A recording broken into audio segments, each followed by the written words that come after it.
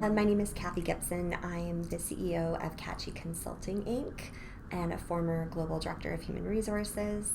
I've worked in the tech sector for about 15 years, and I do a lot of not-for-profit work, including diversity inclusion focused projects with the HR Tech Group.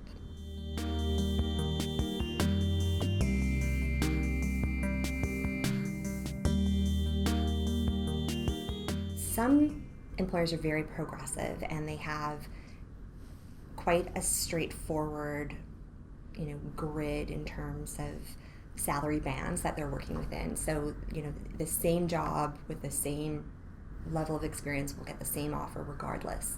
That being said, there are opportunities, I would say, to go into that conversation on your best foot by doing your own research. So what we would recommend certainly to any potential incumbent into any organization, regardless of the sector, is to do your research and to look online. Google's your friend on these things.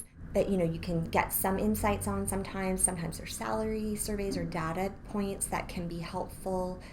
Labor market information from both the province of BC and the federal government can be interesting or as a data point.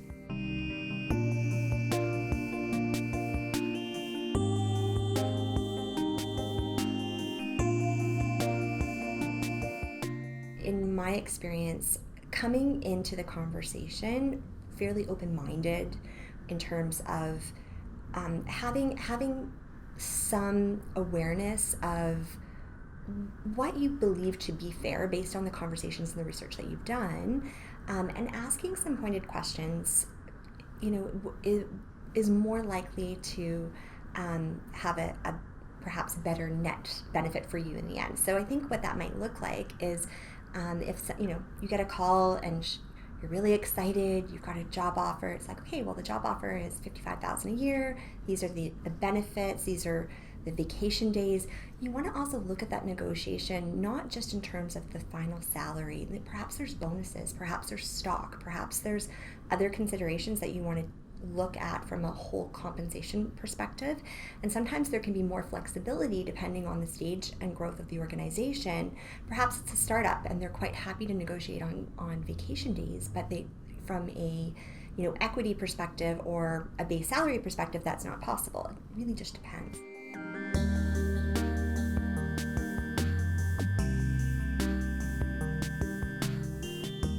Yeah, it varies quite a lot in the tech sector. Generally speaking, I would say that people that are highly adaptable and flexible in their approach to work are more likely to be successful within the tech sector, generally speaking. From a cultural perspective, some organizations have some amazing fluid workspace opportunities. They have incredible benefits. They might have fun events that happen from a social perspective, different offerings like tea, coffee, breakfast, all sorts of food being brought in. So it really just depends, I think. But the tech sector in general, from a cultural perspective, I would say they're vastly different. And ultimately, culture of an organization is sort of rooted in the values of senior leadership. So understanding what the values of that organization and the mission of the organization are and making sure there's strong alignment is also very important, I would say.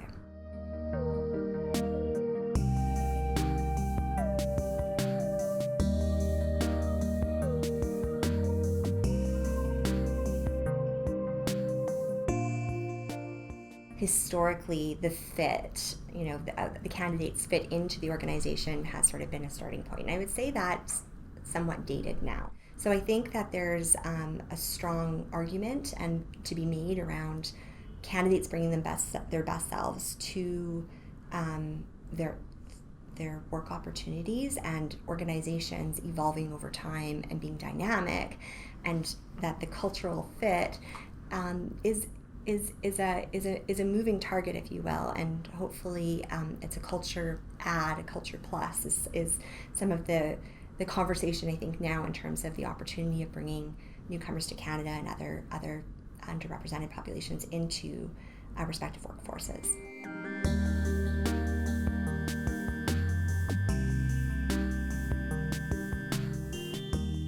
do a few different things, and I guess everyone has their own tips and tricks, if you will. I mean, I'm someone that makes a lot of lists. I work through my lists. I also prioritize those lists with different codes.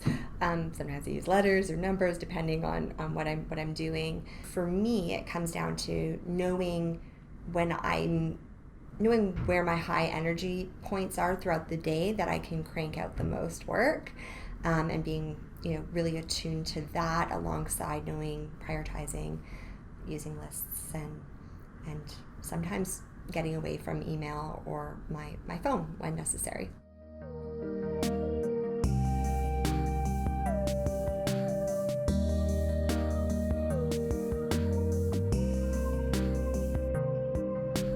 My suggestion on some of that is just to constantly be writing out your questions as they come up for you, and then when you're in a position to take your manager, if that's the most appropriate person, or in some organizations a buddy's assigned, or perhaps you've built relationships with other coworkers and you know that, okay, these are some questions I may not want to pose to my manager necessarily, but these are some cultural orientation related questions about just understanding the hierarchy, or understanding how these meetings typically flow, or what's appropriate, how much should I be saying in these meetings.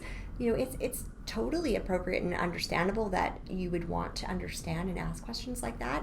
So just understanding who the best person to pose that question to might be of consideration.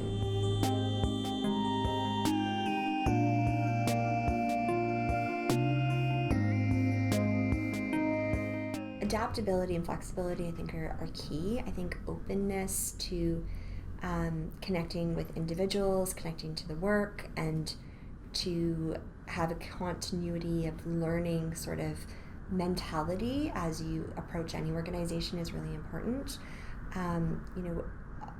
We're all learning as we go. So I think knowing that you're not expected to necessarily know everything intimately about the organization as you go, but that there's an opportunity here to be learning and to use your own time as well to understand where your organization fits within the larger ecosystem of organizations or competitors. For example, the more you understand about your role, the job, the group, the team that you're on, and then the organization and the whole ecosystem around that, the better equipped you'll be to be able to tackle your work.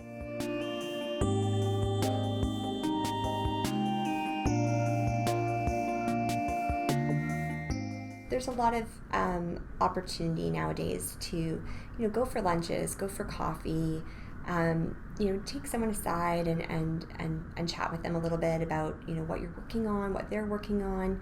Take interest, like genuine interest in what people are doing, and asking questions, and building bonds with your colleagues, I think, is really important. Oftentimes just taking advantage of hey, we're going out for lunch, we're going out for a coffee. Taking advantage of those opportunities can be really important. Certainly, we spoke a little bit already about the social activities that some organizations might offer.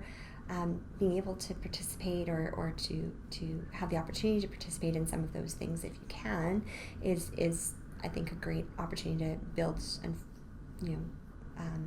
build those relationships and that trust as well within your respective colleague group at work. In terms of don'ts, I mean, there's very clearly, you want to keep things professional. I think, you'll also become more attuned to what's typical within the organization. So I think it's important to be observant, to look around and see, okay, well, people are talking about, their families, or, people are talking about what they did on the weekend. Just take note of that, and then, again, having your own frame of reference in terms of what you're comfortable sharing and not sharing is important.